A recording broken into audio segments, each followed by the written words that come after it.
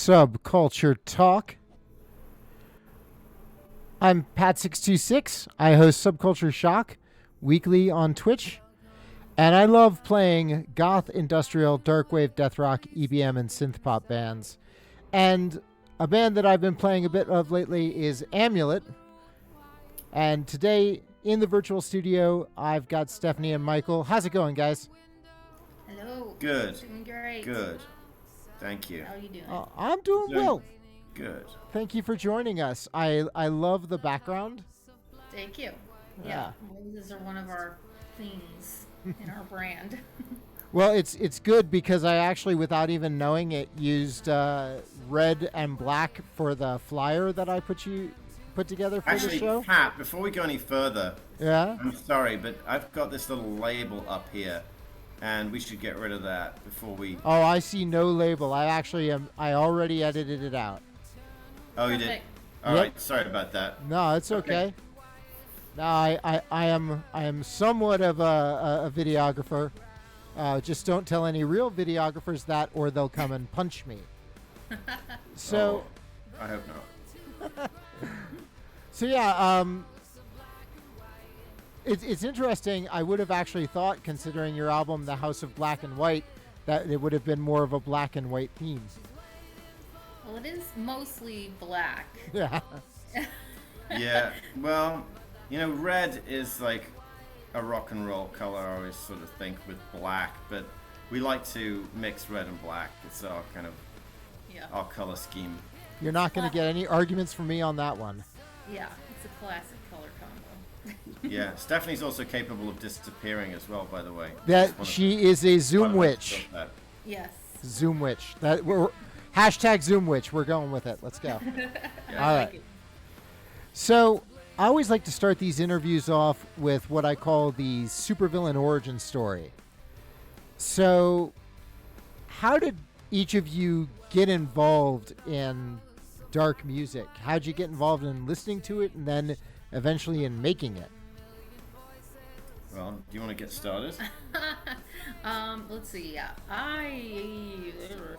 The first time I started listening to dark music, I don't even remember where it came from exactly. I just remember going to New York City for the first time when I was, I think I was 11.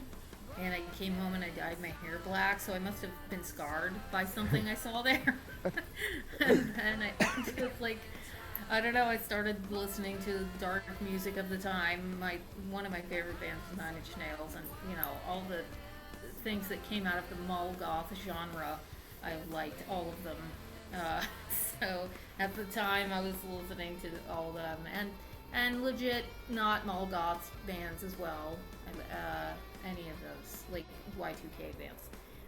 And then, you know, when I went into the goth scene as like an 18 plus, I got more into industrial dance and things like that, and I just always have listened to it basically, and started growing my collection of darkness. Basically. Yeah, I got started a little earlier than Stephanie. I kind of feel like Black Sabbath was kind of the original dark band in a way. We were talking about that on a recent interview with Neon Apocalypse, where he actually he went back to a similar era, but he called on the Doors. So yeah, I could see that. Yeah, kind of. But so why for you Black Sabbath? Well, I think Sabbath kind of had the imagery, some of the lyrics. Just the vibe of Sabbath, I think. You know, it's not really traditional goth music, but I feel like they kind of got things started in a way down a certain path. I mean, you could say like bands like Alice Cooper as well, maybe like very early on. But I think for me, it's like an iconography as well as a music that is sort of all tied together. But really, from my point of view, for this band, it was more a question of writing music to suit Stephanie, both vocally and stylistically, more than my sort of original personal interest in that style of music. It was more a question of making sure it was going to work for her, because she's the vocalist, and if you're a musician, I think you have to make sure that the music you're playing suits the vocalist. I mean, there are plenty of bands that play music that focuses more on the instrumentation, but it was clear in this band that Stephanie's vocal is very strong, and she was going to be the centerpiece, so we should create music that supported her. So that's kind of where I was coming from for this particular album. And, yeah. How did Amulet come to be? You can tell it. Well, the two of us played in a cover band for a while. We met through work, and it was sort of a work-based cover band with other musicians, and we played, a number of shows as a cover band. It was starting to stretch my musical interests. Felt like it was turning into a Tom Petty cover band at one point. And no disrespect to Tom Petty, but Tom Petty cover bands are just a bad idea. Yeah. Yeah, I mean, I like Tom Petty, like every other Tom Petty fan, I'm sure, but it just wasn't what I wanted to play. Yeah. And as a bass player, also, I mean, Tom's music always feels like it's guitar rock to me. Oh yeah. The man So, can make 3 and 4 chord songs sound amazing, but if you've got to play bass for those songs, you're not doing a whole lot. Right, it just didn't feel very much like a bass player's kind of thing. We did other things as well, but we started to play all these Tom Petty songs, and there was just one rehearsal, and I was like, I'm sort of done with this. It was fun, but I was ready to not be playing covers any longer. And so Stephanie and I and the guitarist decided we were going to do some originals together. But Gavin Shire, who's our guitarist in the prior band, the material he was writing was just in a different vein from what we kind of wanted to do. And we ended up sort of parting ways amicably just because the tracks we were coming up with just weren't in the same universe, really. So I think he played on one of the tracks on the album. He contributed some guitar to one of the tracks in the end, but in the end of the day, we just went separate ways, and Stephanie wanted to call the band Amulet, so that's what we went with. And we just wrote the album to kind of suit the vibe that we wanted to do, and that's how we kind of came about, really. Yep. I would have never pegged you guys as starting working together in a Tom Petty cover band and then forming this band afterwards. No. That is a story I was not prepared for. No, it would be exaggerating to say it was a Tom Petty cover band, but I think I'm exaggerating. I'm sticking with it. I feel like we were playing 3 or 4 Tom Petty Yeah. covers in that song, in that band, and it was like, 3 or 4 too many for me. I mean, we played a lot of other different stuff.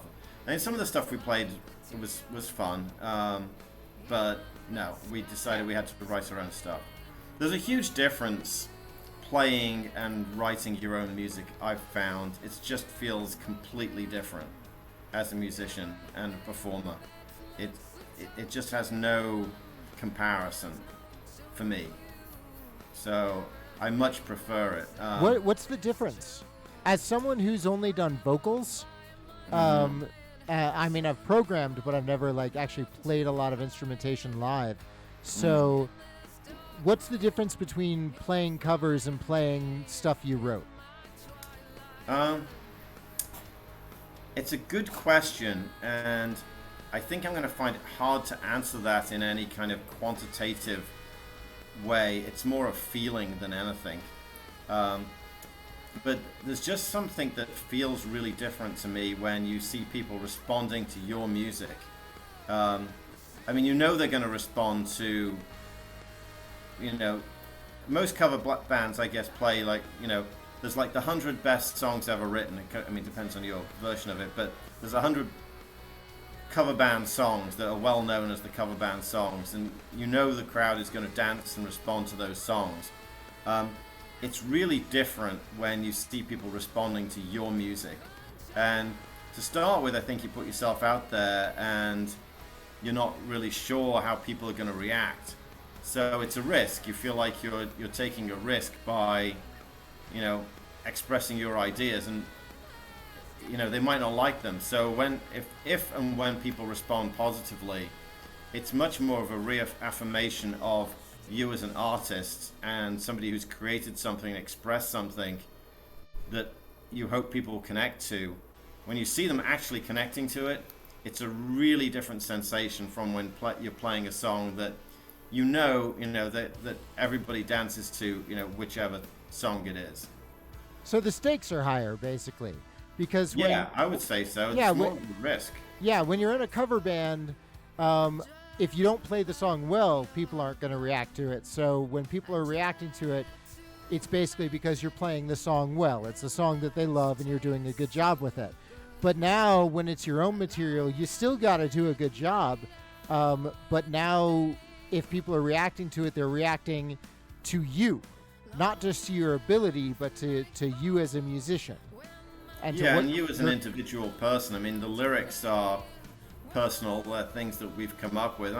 I found when I first started writing songs, I was really embarrassed to even tell other people what the lyrics were, or even to sing them, even to Stephanie. And we've known each other for a long time, but you really put yourself out there when you do that. Over time, I've become less sensitive to that, just through experience of people mostly liking the stuff, and so I'm not expecting anything too negative any longer. But to start with, it's a little nerve-wracking, and it's a really weird feeling when some lyrics spring into your head, and or a melody, and then you put it to a track, and then a year or so later, when it's on an album, and then you're performing it in front of a crowd, and other musicians are playing it, or even in some cases, other musicians are playing it when you're not playing it, it sort of takes on a life of its own. It sort of becomes like a sort of more, it becomes disassociated from you as an artist, I think, and becomes more kind of community property, somewhere between you and the audience. It's owned in a extraterrestrial space. It's no longer your personal thought pattern or brainwave. It's something that's sort of suddenly owned by more people.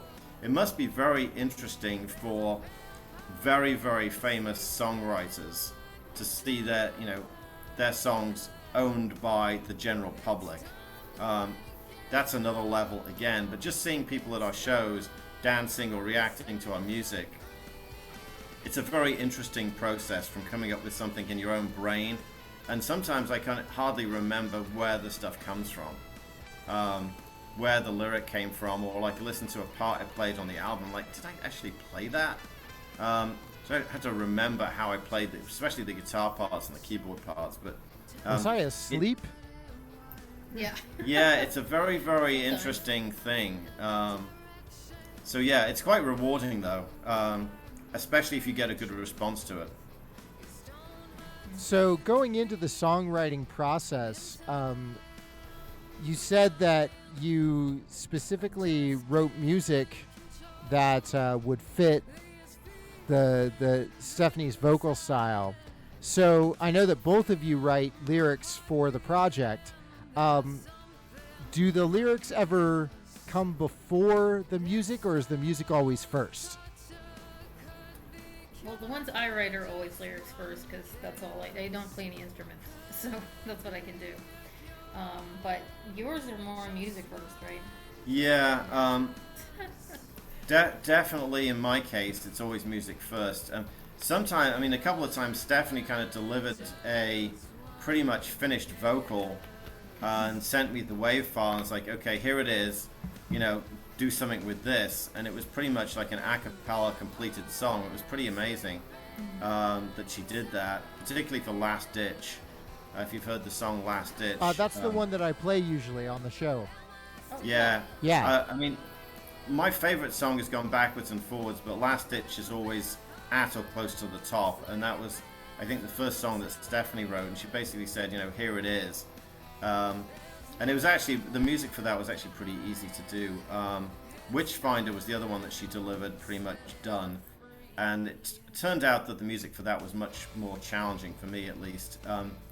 I tried, like, I think, because I save different files when I'm doing it. I cut a part and then save it with the name, and I think I had 50 different bass ideas for that one. And finally, That is not a small number. No, it's really not, and it just nothing was working. And I probably should like dig those back up and play them for you at some point, but they weren't that good. And then finally, it was like, you know, this just needs a simple bass line.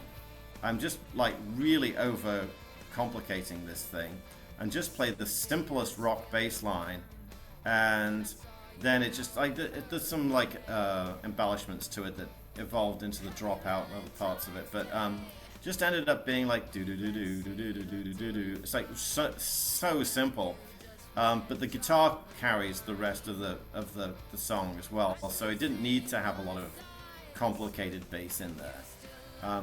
So that one, you know, basically those two, Stephanie delivered a kind of a finished vocal.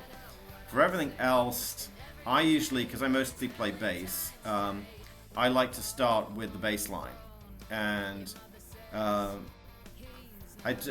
what I usually do is I just jam on the bass. I find the bass to be kind of a really organic kind of instrument, and it feels like just through playing it wants to express certain sounds to me. Like for the album, I played a lot of minor scales, so it's like just experimenting with notes and patterns and minor scales and just jamming them really. And through that process, I would find something that started to feel like it was a good pattern or a you know, had some feeling that it might have a melody that would grow out of it. So I'd play those, record them with the drum track to keep them tight, maybe drop a little guitar over it, occasionally a little bit of keyboards, nothing too complicated, and then I go drive around in my car. That's my next thing, is like put them on the car stereo and just sing whatever comes to mind. And sometimes something comes, sometimes it doesn't, sometimes I like it, sometimes I don't like it. There's a couple of times where I didn't like it much, but I still did it, and it stuck in the final song. And I'm always thinking back to, like, could I have come up with something better there? You know? But, in the end, other people go, oh, no, it should be that, and so you just sort of go, okay, fair enough, and stick with it. But that's how I mostly rose, and Stephanie mostly just delivered the finished vocals, and very impressively. I was like amazed by that, because I could never do that. I'm a little curious about that, actually. So normally when someone sends like a vocal track like that, like they've got music in their head, like did you have an accompaniment idea in your head, or were you just like, yeah, here's the vocal line, and I just went through it with no problem? I guess I usually will once in a while I'll try and have some kind of music in my head, but because I am a musician, everyone tells me this, but I don't play any instruments, so I don't think in that kind of way. I basically just sing something, open my mouth, and let it come out. Like, I don't really know how to explain it. And if I like the way it sounds, then I'll just keep doing it and see if I can repeat that in the other parts of the song and structure. But it's just organic, really. I don't really have a process per se. I just have to be in the right state of mind to do it. I think that's probably fairly unusual, actually. Yeah, I've never heard of that before. Wow, I'm special. Yeah. Okay.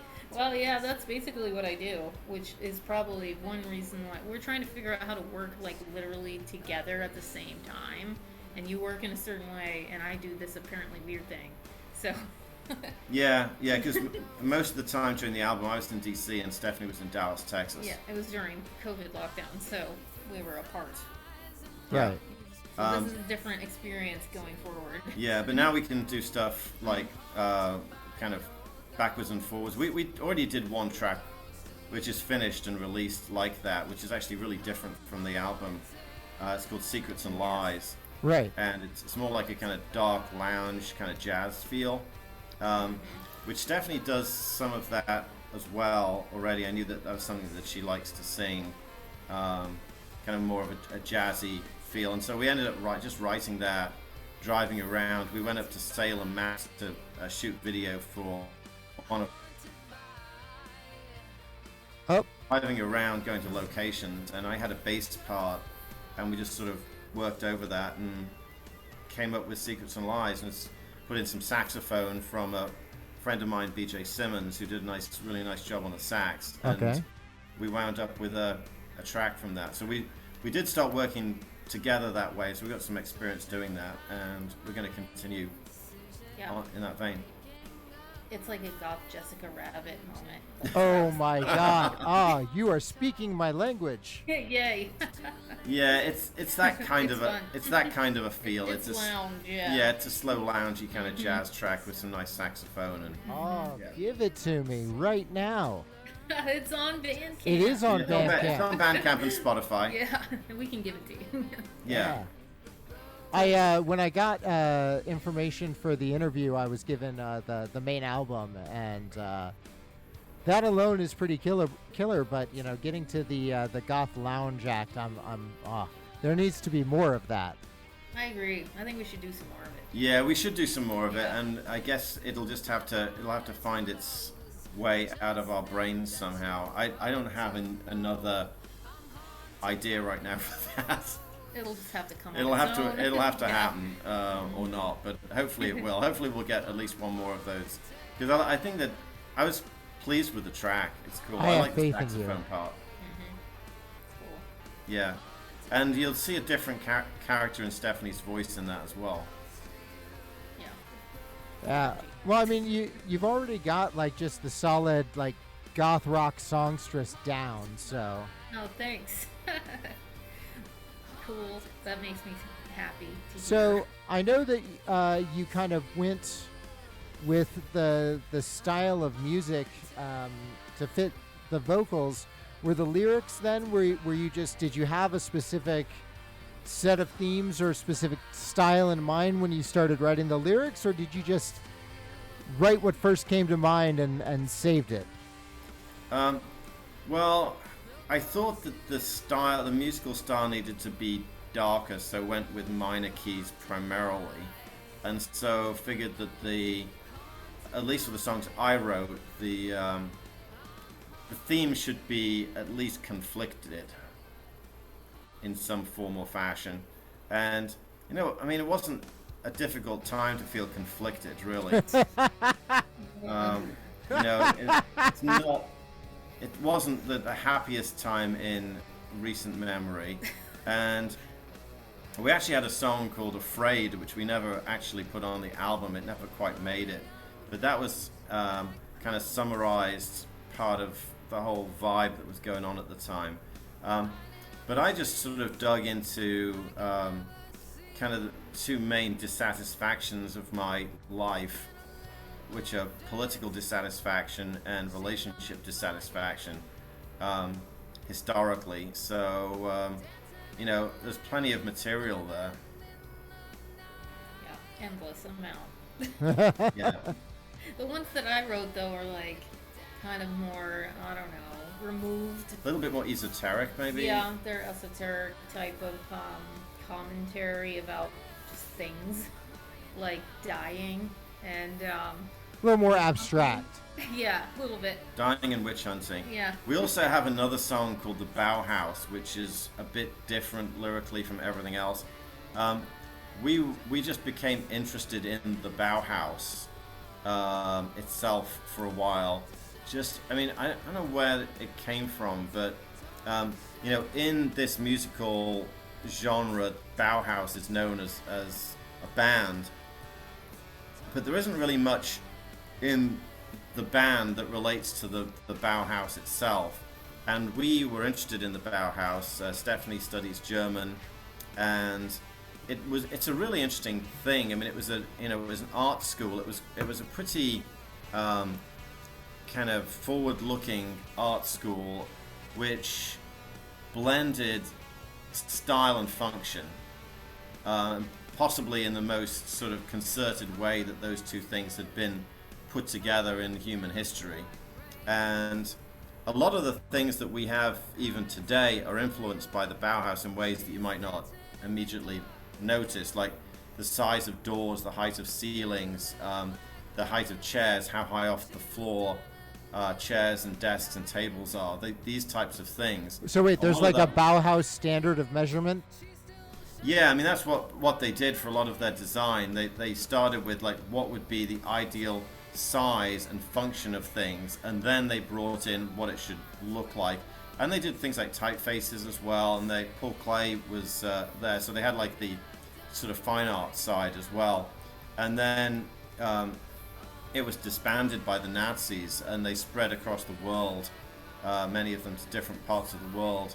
And a lot of the design that they did is sort of still expressed today. You may not notice what it is, but it's still around a lot. So it's influenced the world in a significant way, just a way that we mostly don't know. But we thought that was interesting. I don't know that much about the politics of the people involved in it, so I can't really comment on that. Just that it had a significant influence, and in our field, the Bauhaus is known as a band, but we felt there was a story to be told about the Bauhaus itself, which hadn't really been told in our community or through our music, and we just felt it ought to have a little space in the world, so we wrote a song about it. All right, so as someone that has studied the Bauhaus more than I can possibly comprehend, because I haven't studied it that much, have you found links? Obviously, there's links between the art then and the art now, and like you said, over just design in general. Is there a link that can exist musically between the art music movement and music, or is it just something that's good for lyrical inspiration only? That's a good question. I mean, I think that form and function is an interesting concept in music and art. I mean, you know, music plays different functions. So it might be a dance track, or it might be a track that's more, supposed to generate some reflection or convey a set of sentiments or rally people towards a cause, or just, be a chance to vent. I mean, there's lots of functions that music can play, and the form of music kind of needs to support that function as well. So I don't know that that's something you would learn from the Bauhaus or that approach and apply to music, but it's definitely a parallel between the two things. I think that one interesting thing you could say is basically when you play music of any kind in any function, it is to evoke emotion of some kind, even if it's like that ukulele music on YouTube, like there's an emotion in there somewhere. They have somebody wrote it with a function. It was probably to sell something originally, but whatever. So you use music as a tool to invoke emotion from other people, for whatever end. But that's the way you can use it as a tool, or maybe it's a tool to express yourself too. But anyway. Yeah, but also we have a parallel visual expression of our art that doesn't necessarily completely lock to the music, but it's in theme or in keeping with the music. I mean, what we like to do in terms of colors or visual expression echoes that, although it's not really completely connected to it. But it does connect to it sometimes. I mean, some of it, like through video and through some of our other stuff. So it's fun to make connections between music and art, but I think video is probably the place where it kind of coalesces the most, wouldn't you say? Photography, I guess, but video, you can put music on that, so that makes it easier. Yeah, and that's of course, where it kind of... there are Amulet music videos, right? Yes, yeah, of course. There are. We just recently put out our third music video, Clear Blue Sky. So that was cool. And I'm always trying to work on the next one. I'm not really a videographer. I'm really not a videographer, but I just learned. That's okay. Neither am I. I was lying earlier. Okay.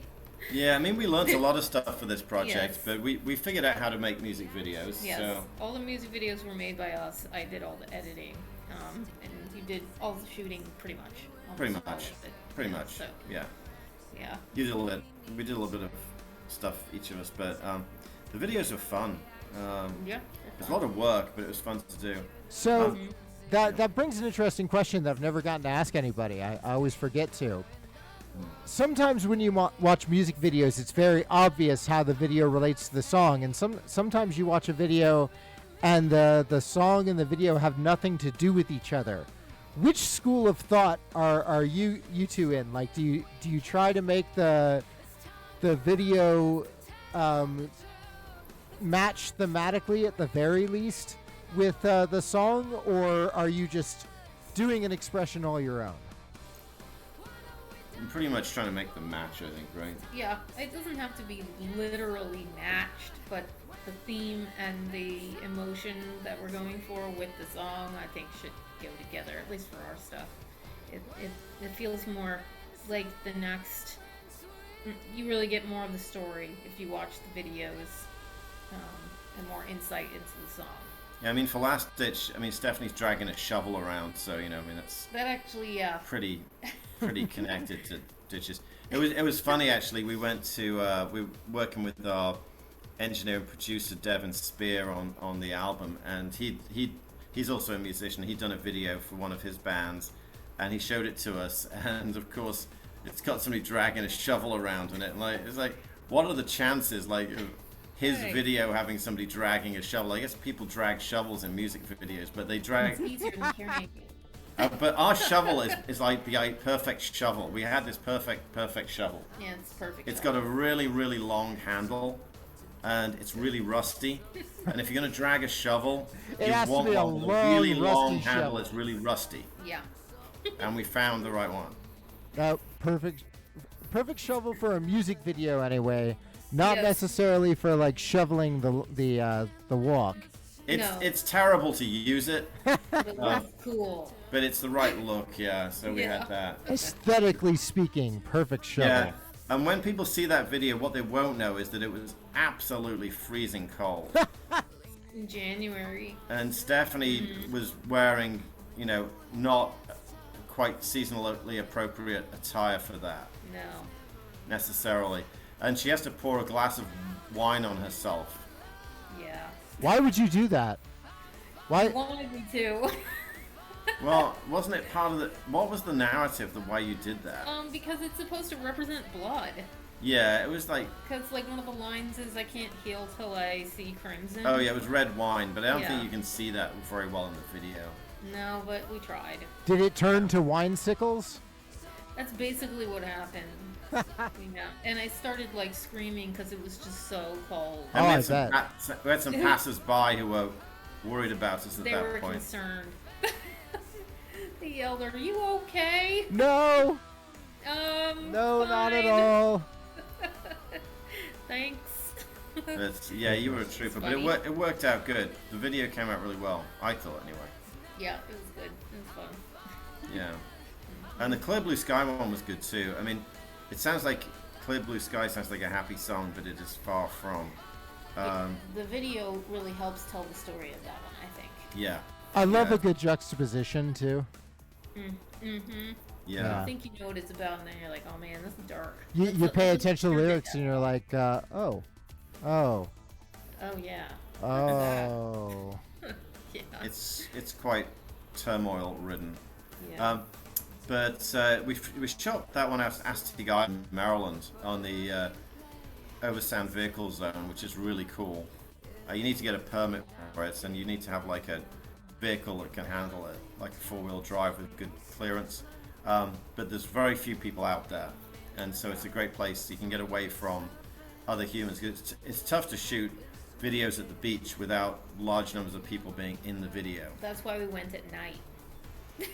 And well, we Fair did part enough. of We it at did night. part of it at night under the full moon. Yeah, that was super cool. Oh, it was going to be a full moon. I can't remember. I but knew, of course, I know You about knew that. it was, but it was amazing. I mean, it was a clear night, full moon.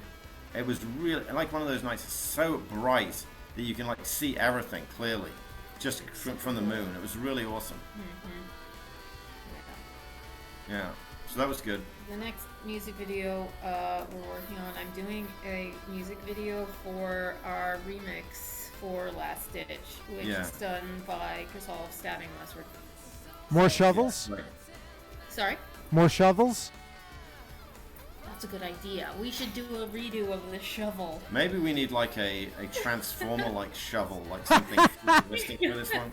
Yeah, because like this is like a club track, so I'm like dressed in my club gear, so I need to have like a blinged out transformer shovel. Yeah, you need like a one that's got big black lights on it and stuff. Yes, I love this idea. Yeah, Pat, do you have that? We need it. Plus one of those. Send one over, please, if you got one. You know what? I might have a shovel and some glow sticks. Let me see what I can put together. Yeah, that'd be great. Weirdest request I've ever gotten on this show. Yeah, Yay. I think this would be good. Yeah, actually, that would be kind of funny. That would be funny. We need an Easter egg. Yeah. Yeah. I love it. Good idea. I love it. Credit for that idea. All right, the creative process is alive and well. So that one will be fun. Yeah, but we always have new music videos that I should be working on. We got a ton of film in the can. We do. We got one for Witchfinder where we tied Stephanie to a stake and various other things. We went to a couple places up in There are Massachusetts. various other things, or you just practice tying her to various things? It was quite difficult to do, actually. Yeah, it took a while. You had to keep going round and round and round with this rope. So yeah, that was kind of a pain. But there were a couple of really good places in Massachusetts where we found to shoot. One place called Old Sturbridge Village, which is like, it's sort of sequential, but I guess it feels like 17th century or something like that. And so we were able to do some filming there, and then at Pioneer Village in Salem. And they were very kind to let us go there, which is kind of supposed to be like just post-settlement, right? Still 15th century or something like that. Yeah, they did the recreation for Hocus Pocus. That's right, yeah. Yeah. Yeah. So we got to like film with the Hocus Pocus like stuff. That's crazy. That's so cool. And they were really cool. They let us by stay this. like after hours, after all the visitors had left, and we just had the place to ourselves. So Yeah, everyone left, including them. Yeah. We were alone in there. yeah, there was some passers-by watching us from a distance. Like, what the heck are those people doing? Yeah.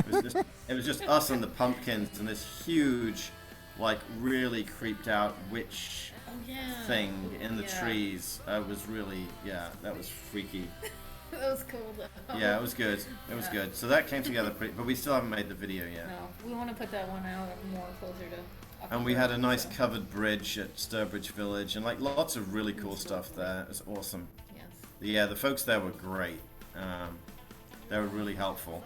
It turns out, if you're trying to shoot video, people mostly can't cope with you because it goes into the film crew filming at our location kind of pot for most people, and they're like, okay, so we need proof of insurance, contract, it's going to cost, a lot of money to do it, all these kind of things.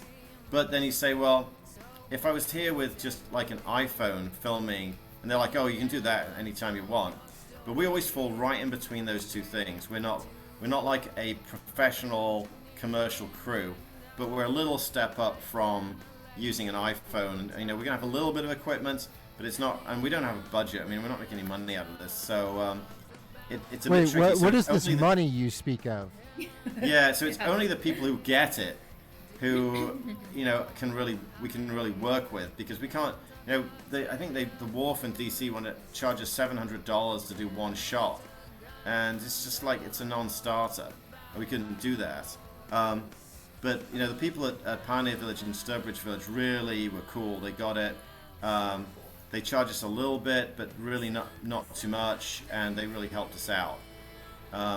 But it is tricky doing music videos because other people might find this. It's like the people you're working with, they have to get it, because otherwise they'll just put you into this, kind of commercial filming slot, and it always has like too much hassle, really. Yeah. To summarize. Mm-hmm.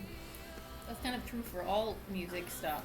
Either you're a bar band or you're like, playing the stadium. Like, there's not a lot of in between. There are. And you but think there would be at this point? yeah, there's definitely enough bands to make that happen. It's just the venues don't really exist very often. Yeah. Not in DC, we have a trouble with that. Yeah. And you figure if you have that trouble in DC, you're gonna have that trouble everywhere else. Yeah, pretty much. Like in Dallas, though, represent Dallas. They have a lot of really cool venues down there, but it seems like that it's kind of a unique situation they have. I would love to go and play places where they don't get as many bands.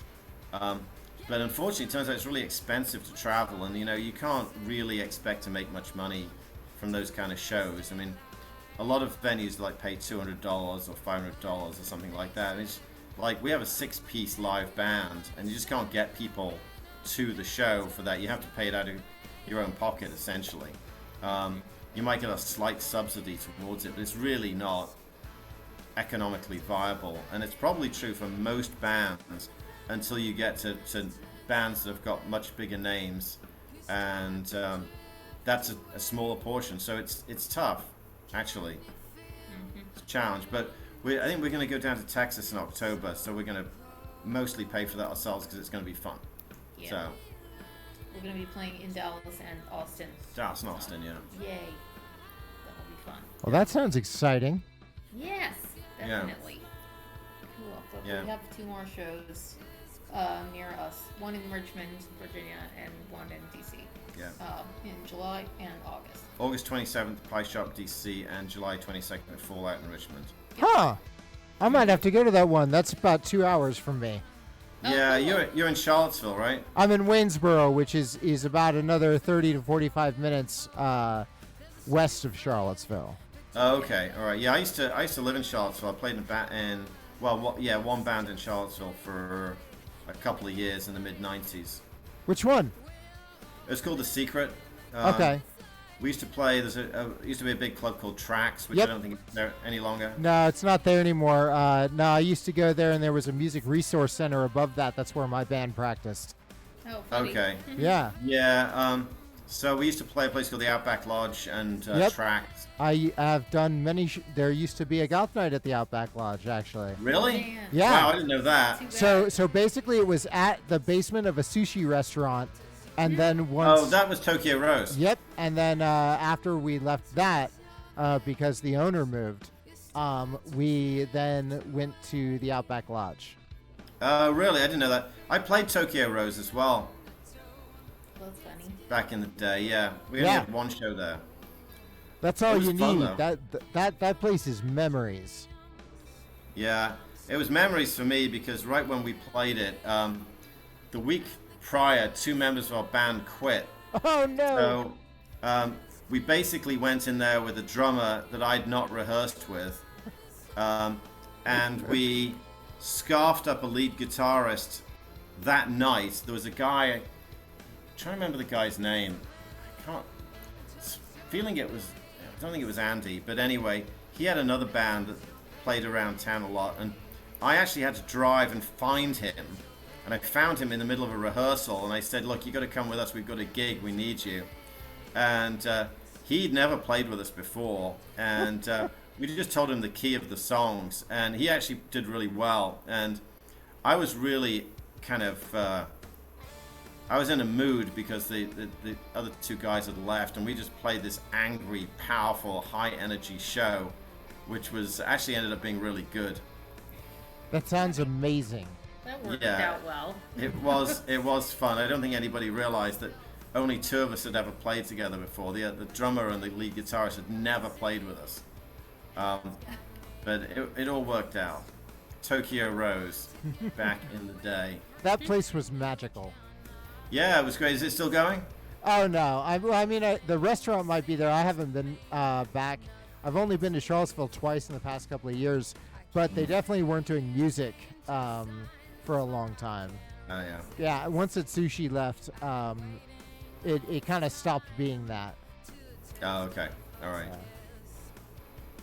So, is there anything else you all wanted to talk about while I've got you here? Is it about time to fling you loose? Let's see. I don't know. follow us on social because I like to do a lot of other artsy stuff, and so do you. Yeah. We're photographers, and we have lots and lots and lots of photos. So give me some social media accounts. Where can I find your stuff? Amulet the band is our handle for like everything. Instagram is where I put my poetry, photography, and stuff like that. And then Amulet the band on Facebook. We're posting more, event stuff like that. We got some comic strips coming up as well. Ooh. Yeah, we have some bonus content. So, and our website is amulettheband.com. Yeah. Makes it easy to remember everything. Yep. And just also give a shout out to our other bandmates, Thomas Grothy, Alison Frayne, Bob Carr, and Mark Schramm, who aren't with us today, but they play with us live and they're awesome.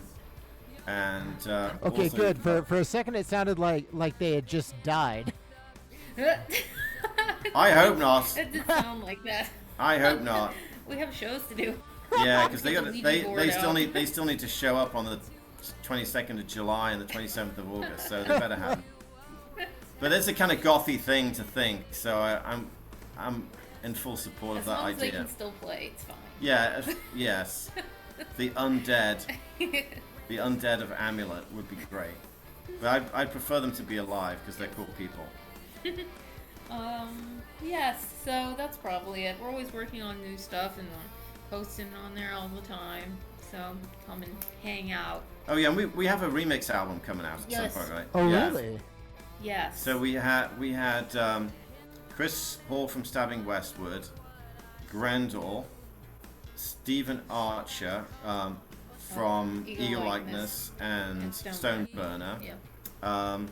We had Roy Retrofit from Red This Ever, and we had Dan Milligan from Joy Joy Thieves. Thieves. Yep. You're disappearing. That's weird. What? And then we're. Oh, and then Eric from Unicode Machine. Yep. Yeah. That is a list. And 11 grams. Oh, and 11 Grams is Yeah, also doing a remix, so- but those other ones are finished. Yeah. We're almost done with the 11 grams one, but. Yeah. Yeah. So we're going to release those. They're all remixes from the first album, and like slightly different genre. I was a little nervous at first just because I wasn't sure about setting other people completely loose on our tracks. It's like, having your children go off and, spend a week for the first time with someone else and they come back with, all goth children or all some other kind of children. But no, they really all of those people did awesome jobs, and we didn't change anything about a single one of the remixes, which was pretty amazing. In fact, the only thing we did change was Stephen Archer's. I asked him to make it longer because it was so cool. But yeah, they're all really good, and we're gonna put those out on an album. Rob Early is gonna from 11 Grams is mastering it for us, and hopefully we'll get it out fairly soon. In general, they lean more towards goth industrial dance feel than the original tracks from the album. So they're probably more likely to be played in a club than some of the rest of the album. We like them. Yeah, I was gonna say nothing wrong with that. Yep, that's what we wanted. Yeah. Yep, so it's gonna be cool. Like I said, I'm working on a video for the Stabbing Westward remix, so Yeah. that'll be fun. Incredible. Yeah. Chris did an awesome job with that one in particular. Yeah. But they're all good. Yep. Yep. So Awesome. that's about it. We just hope that people will follow us, and I mean, we're doing this for fun. We like playing live. Hopefully people come and see us. We try to put on a good show, and hope you enjoy the music. And yeah, we like to be in touch with people, so just try and follow us. And if you've got any questions, fire them on the DMs on Instagram or any of the platforms. We'd love to hear from people. Well, thank you all very much for joining me. Thanks, Pat. Oh yeah, it's my pleasure. If you're watching live, stick around. The after party is up next. I'm going to start with a track from Amulet and then just beat match away and see what set develops. And if you're watching on YouTube, well then you just were told that there's YouTube videos done by Amulet, so go find them right now. That's an order. Thank you all very Hope you much. enjoy them. Have a great day. Thanks, Pat.